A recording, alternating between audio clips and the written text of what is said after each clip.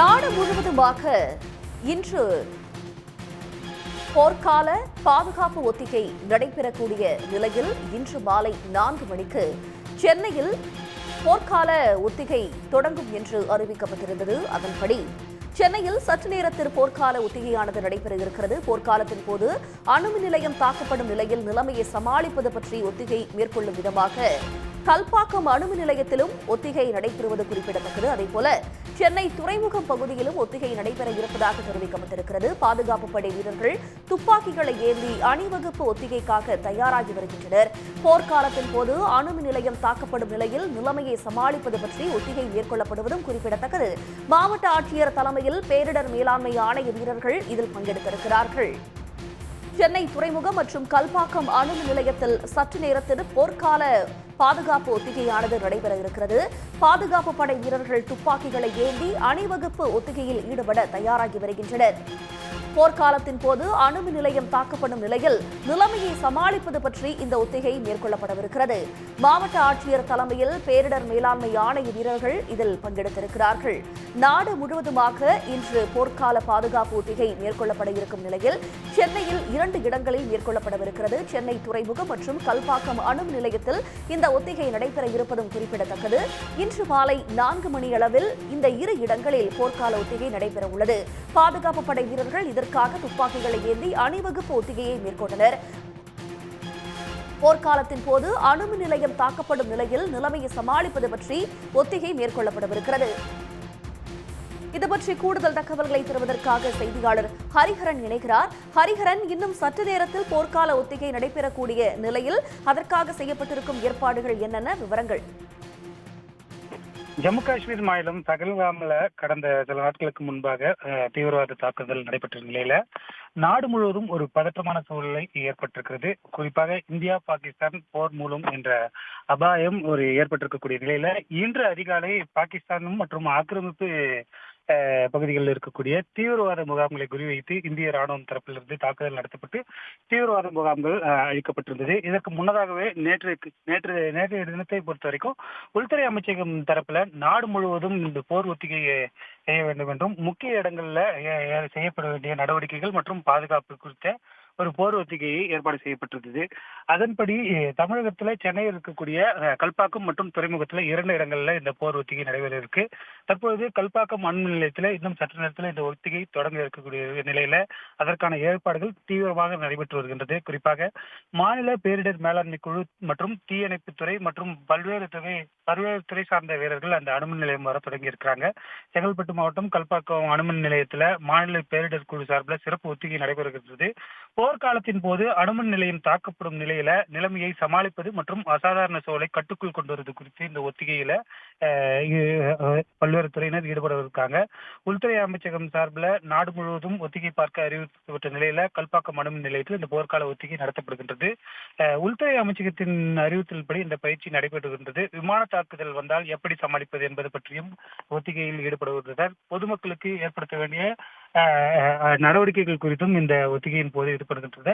அதே போன்று இந்த தமிழகத்தை பொறுத்த வரைக்கும் தமிழகம் முழுவதும் எங்கெல்லாம் ஒத்திகை நடைபெறுகின்றதோ இந்த அனைத்து ஒத்திகையிலும் கண்காணிப்பதற்காக சென்னை எழிலகத்தில் இருக்கக்கூடிய மாநில பேரிடர் மேலாண்மை ஆணையத்தில் செயல்படும் கட்டுப்பாட்டு மையத்திலிருந்து கண்காணிக்கப்படும் என்றும் ஒவ்வொரு மாவட்டங்களிலுமே மாவட்ட கலெக்டர் தலைமையில பேரிடர் மேலாண்மை ஆணையம் இந்த பயிற்சியில் ஈடுபட்டு வருகின்றனர். கலெக்டர்கள் வழங்கப்படும் அறிவுறுத்தலுக்கு ஏற்ப இங்கு இருக்கக்கூடிய அனைத்து துறை சார்பிலையும் இந்த ஒத்திகை நடைபெற இருக்கின்றது. இன்னும் சற்று நேரத்தில் இந்த ஒத்திகை தொடங்கப்படக்கூடிய நிலையில அனைத்து துறையை சேர்ந்தவர்களும் அணுமின் நிலையத்திற்கு சென்று தயாராக இருக்கின்றனர். சரியாக 4 மணிக்கு இந்த ஒத்திகை நடைபெறும் என எதிர்பார்க்கலாம்.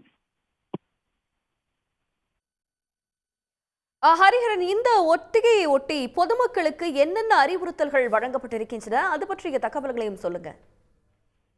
பொதுவாக போர் நடைபெறும் நேரத்துல பொதுமக்களுக்கு தான் மிக அதிகமான முன்னெச்சரிக்கை நடவடிக்கை வழங்கப்படும். குறிப்பாக மிக முக்கியமாக அணுமின் நிலையங்கள் மிக முக்கிய பகுதியாக போர்க்காலத்தின் போது பாதுகாப்பு அதிகரிக்கப்படும். வான்வழி தாக்குதல் நடைபெறும் போது எதிர்நாட்டினர் முதலாக குறிவைப்பது பெரும்பாலான இடங்கள்ல அணுமின் நிலையமாக தான் இருக்கும். அணுமின் நிலையத்தில் தாக்குதல் ஏற்பட்டால் அதனை சுற்றி இருக்கக்கூடிய பல பகுதிகளில் பாதிப்பை மிக அதிக அளவில் ஏற்படுத்தும் என்பதால் அந்த இடத்துல ஒரு முக்கியமாக கொடுக்க வேண்டிய நடவடிக்கைகளாக இந்த இடத்துல ஒத்திகை நடைபெறுகின்றது.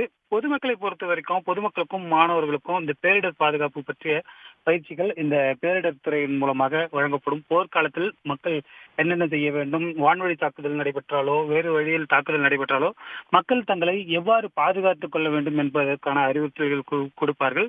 இதற்காக இந்த விமானப்படை மூலமாகவும் வானொலி மூலமாகவும் தொலைக்காட்சியின் மூலமாகவும் பொதுமக்களுக்கு சரியான அறிவுறுத்தல்களை வழங்கப்படும் என்றும் அது மட்டும் இல்லாமல் சுற்றி இருக்கக்கூடிய மாவட்டங்கள்ல அனைத்து மாவட்டங்களிலும் கட்டுப்பாட்டு மையங்கள் ஏற்படுத்தப்பட்டு அந்த கட்டுப்பாட்டு மையங்கள் மூலமாக அனைத்து இடங்களும் சரியான தொடர்பில் உள்ளதா என்பதை சரி செய்து கொண்டு பொதுமக்களுக்கு அவ்வப்போது உரிய தகவல்களை தொடர்ச்சியாக வழங்கப்பட்டு வருகின்றனர். இவ்வாறுதான் பொதுமக்களுக்கு முழுமையாக இந்த தகவல்களை அளிக்கப்படும். இந்த ஒத்திகையில் சுமார் எவ்வளவு வீரர்கள் கலந்து கொள்ளவிருக்கிறார்கள் ஹரிஹரன்? இந்த ஒத்திகையை பொறுத்த வரைக்கும் தமிழ்நாடு பேரிடர் துறை வீரர்கள் மற்றும் காவல்துறை வீரர்கள், தீயணைப்புத்துறை வீரர்கள் மற்றும் வருவாய்த்துறை உள்ளிட்ட அதிகாரிகள் இந்த ஒத்திகையில கலந்து கொண்டிருக்காங்க. குறிப்பாக காவல்துறையை சேர்ந்தவர்கள் 100க்கும் மேற்பட்டவர்களும், இந்த மாநில பேரிடர் துறையினை சேர்ந்த ஒரு 100க்கும் மேற்பட்டவர்கள், இது மட்டுமல்ல பாதுகாப்பு துறையை சேர்ந்த வீரர்களும் இந்த ஒத்திகையில் பங்கேற்றிருக்காங்க. இந்த ஒத்திகையை பொறுத்த வரைக்கும் இந்த கல்பாக்கம் அணுமின் நிலையத்தில் தற்போது நம்ம இருக்கிறோம். இந்த இடத்துல ஒத்திகையை பொறுத்த வரைக்கும் கல்பாக்கம் அணு நிலையில ஏற்கனவே பல கட்ட அடுக்கு பாதுகாப்பு செய்யப்பட்டிருக்கு. இருந்தாலுமே போர்க்காலத்துல அந்த நிலைமையை எவ்வாறு சமாளிப்பது என்ற ஒத்திகை நடைபெறும். குறிப்பாக உள்ளே இருக்கக்கூடிய செயல்பாடுகள் ஒருவேளை அசம்பாவிதம் ஏற்பட்டால் அதிலிருந்து எப்படி உடனடியாக தற்காத்துக் கொள்ள வேண்டும், அதனை எவ்வாறு தவிர்ப்பது உள்ளிட்ட பல்வேறு செயல்பாடுகள் குறித்து இந்த ஒத்திகையில் ஈடுபடுத்தப்படுவார்கள். இன்னும் சற்று நேரத்துல இந்த பகுதியில ஒத்திகை தொடங்க இருக்கக்கூடிய நிலையில அதற்கான ஏற்பாடுகள் முழுமையாக நடைபெற்று வருகின்றது. இந்த கல்பாக்கம் மட்டுமில்லாமல் நாடு முழுவதும் போர் ஒத்திகை நடைபெற உள்ளது. குறிப்பாக இந்த இந்தியா பாகிஸ்தான் இடையே போர் பதற்றம் அதிகரித்திருக்கக்கூடிய நிலையில இன்று காலை சரியாக 1:30 மணிக்கு இந்த பாகிஸ்தான் மற்றும் பாகிஸ்தான் ஆக்கிரமிப்பு காஷ்மீர் பகுதிகளில் இருக்கக்கூடிய தீவிரவாத முகாம்கள் இந்திய ராணுவத்தால் குறிவைக்கப்பட்டு தாக்கப்பட்டிருக்கக்கூடிய நிலையிலையும் பாகிஸ்தானிலையும் பல்வேறு எச்சரிக்கை விடுக்கப்பட்டிருக்கக்கூடிய நிலையில இந்த போர் ஒத்திகை முக்கியத்துவம் வாய்ந்ததாக பார்க்கப்படுகின்றது. அடுத்தடுத்த தாக்குதல்கள் தொடர்ச்சியாக நடைபெறும் என்ற பல்வேறு கட்ட செய்திகள் வெளியாகி இருக்கக்கூடிய நிலையில இந்த ஒத்திகைக்கு முன்பாகவே ஒன்றிய அரசு ஏற்பாடு செய்திருந்தது.